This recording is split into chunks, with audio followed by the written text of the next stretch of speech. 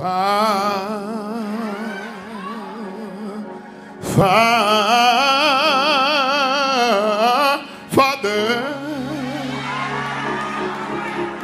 I stretch my hand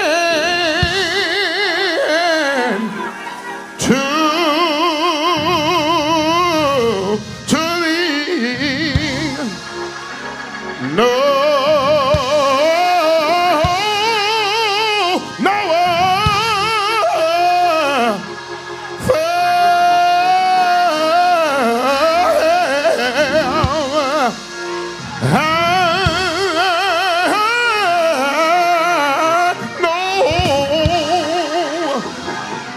Welcome again to the Hall of Wisdom. Thank you for tuning in again. You are in, I say, for another amazing week. People always say, why do you always say amazing?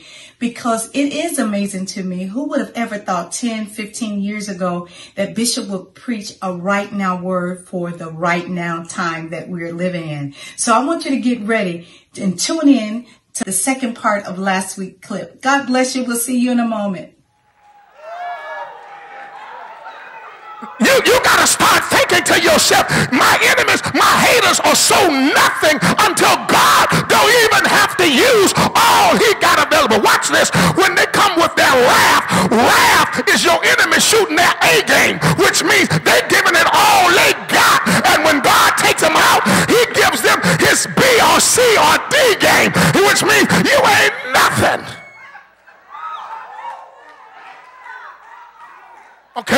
Okay, so what? So then the question is, while he's stretching out his left hand till you take out your enemy, then what did I read about the right hand? Glad you brought that up. Here it is. He says, and thy right hand shall save me. Okay. And watch this. You said, well, I don't know. Well, you got to understand the conjunction and says that something switched. Okay, so and thy right hand shall save me. So now, what does that mean? That means with his left hand, he protects me. I feel like hitting a cartwheel right here. With his right hand, he provides for me. Okay, I knew you were going to give me that look. I knew it. You said, well, that ain't what it said. It says save me. Well, let me ask you a question. What is salvation?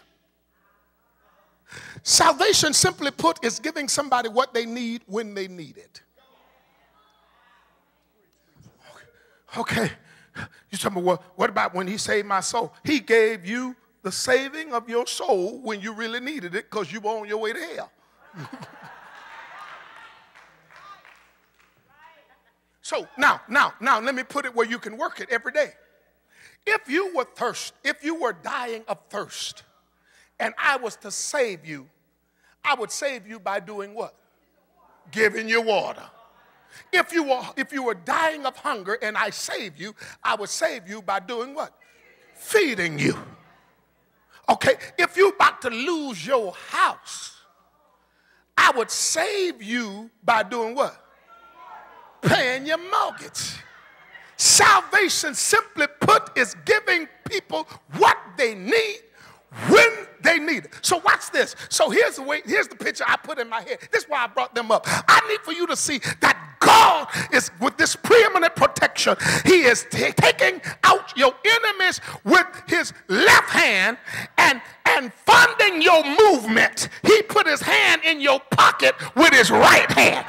That's why you're able to pay your mortgage when it look like things are tough. Let me ask you a question. Y'all sitting there looking at me. If you don't believe I'm telling the truth, let me ask you this. How is it that you making the same money you used to make and now you paying $100 a tank of gas and you trying and you still have enough money to get it done? How is it that the money that wasn't enough before you started tithing is more than enough after after you start time, because he's protecting you with his right hand. Thank you, brothers. Look at your neighbor. Tell your neighbor he's taking out my enemies with his left hand, and he's protecting me with his right hand. Hallelujah. I got to get out of here. But I woke up this morning in my right mind because of his right hand. I didn't put my shoes on my hands and my socks on my ears because of his right hand. My enemies did not overtake me because of his left hand. So therefore, brothers and sisters, when I look in the text, I see that there is, number one, come on class, let's count it down together. Number one, you will discover that there is what I call productive predicament. But then number two, there is preeminent protection. But finally, my brothers and my sisters, give me E flat that, brother. Let me try my wings. Finally, my brothers and my sisters. Lord help me. Not only, yes, Lord, do I see a productive predicament. Not only do I see preeminent protection, yes, Lord, but the final thing, yes, Lord, that I see in the text is what I like to call patented perfection. Tap your neighbor and tell your neighbor, I see patented perfection. Yes, Lord. Now what do you mean by that? I see the Lord perfecting me. Push on somebody, but don't hurt them. Tell them I see the Lord perfecting me. Let me see if I can get it where you can reach it. It does not mean that I'm going to always do everything right. It does not mean that I'm never going to make a mistake. But what it means is, please be patient with me. God is not through with me.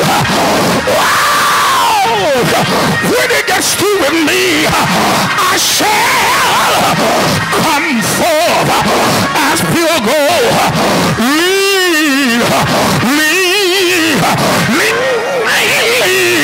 Lean over and shake somebody's hand. Tell them the Lord is still working on me. Tell them the Lord is working on my hand. Tell them the Lord is working on my mind. Tell them the Lord is working on my tongue. Yeah, anybody?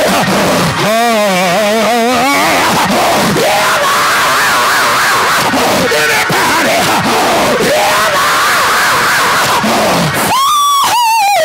Anybody that know the Lord is still working on you? Tell you what I want you to do. Get up out your seat. Go find somebody. Shake their hand and tell them, if you don't like how I look, stick around. If you don't like how I act, stick around. If you don't like how I walk, stick around. If you don't like how I talk, stick around. Because the Lord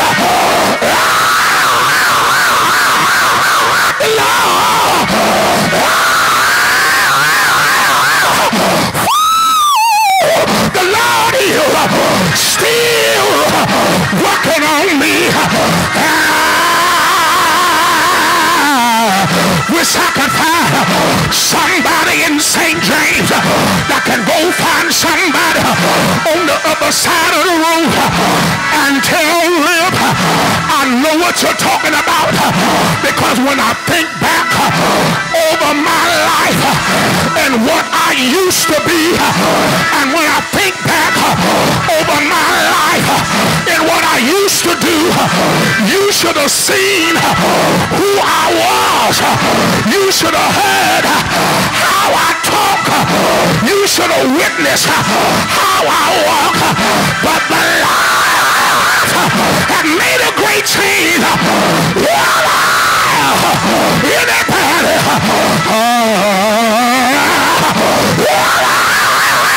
Anybody that know a great change has come over you.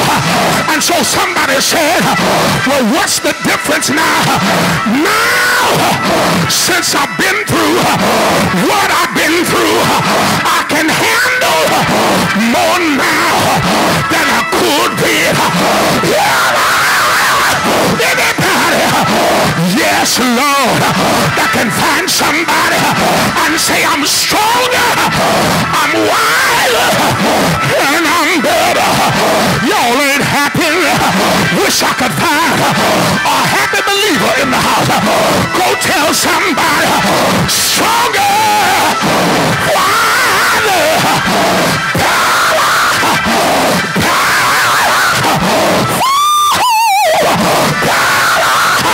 I'm better.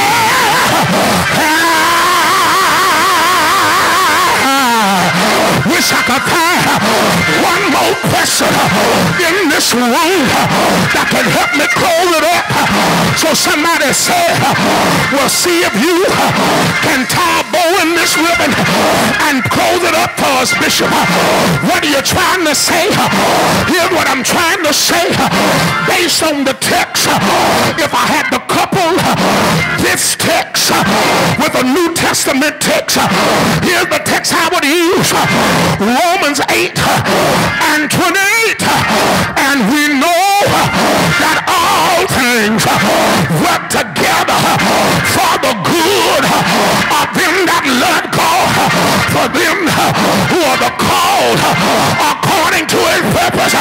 And all I want to know is there anybody in this house that shown up love him with your whole heart, with your whole mind, with your whole soul? If you love him, let me hear.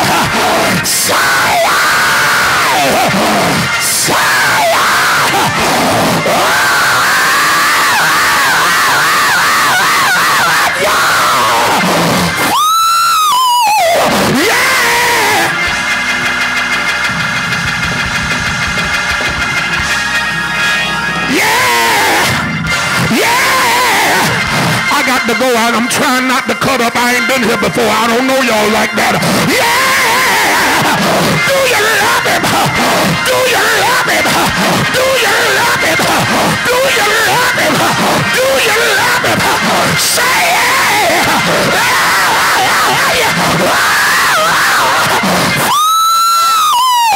Yeah!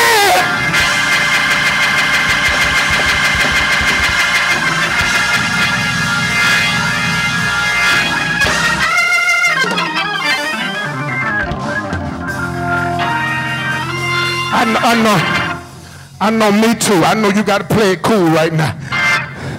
But just kind of ease up on somebody and tell them, listen. Matter of fact, I know that's strict protocol right here, but I believe Bishop give me leverage right here. I need some of y'all on this side to go find some folk on this side and vice versa and tell them, I broke protocol to come to your side of the room, and I picked you out of all of these folk in here just to tell you that I love him, and because I love him, what I'm going through got to work out for my good.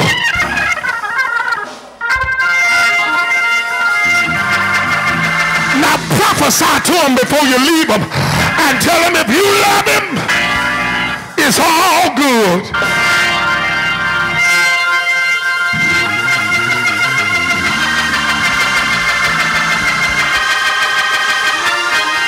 I don't know who I'm talking to, but I promise you it's all good.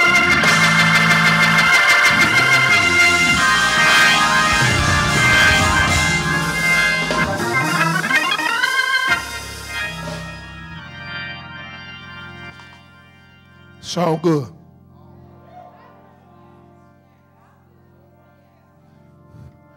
There's going to be strength from your struggle. He allows you to go through. Listen, let me help you with this. Just because you know this, it does not mean. One of the things that make me sick about church folk is that church folk lie a lot.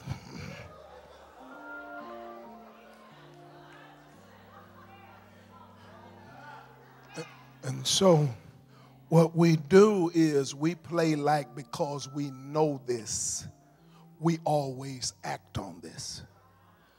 But if the truth be told, I don't care how strong you are, how anointed you are, there are moments in your life when you can know the Bible from Genesis to Revelation, but the pressures of life become so much that the enemy will almost make you forget what you know.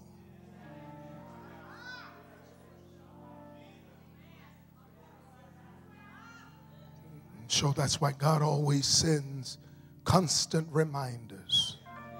So I'm not telling you that you're not going to be sad sometimes by the things that happen. I'm not telling you that you're not going to be rocked by the things that come your way from life. But what I am telling you is that while you may get sad and while you may get rocked, you got to become a weeble believer.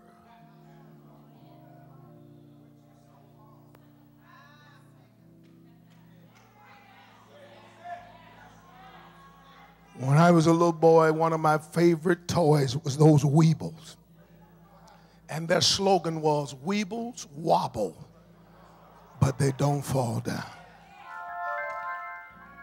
You got to be a Weeble believer. Thank you again for tuning in to the Hall of Wisdom. I just want to thank you guys for all of your support, but I also want you to remember, starting the first Saturday in November, we will only be going once a month. I know once a month, but you can always subscribe to our YouTube channel and keep repeating the sermons over and over until you get it. So thank you for all of your support. Listen, there's still wonderful things that are coming out of the Hall of Wisdom. I want you to stay tuned. And till next week, we'll see you then. God bless.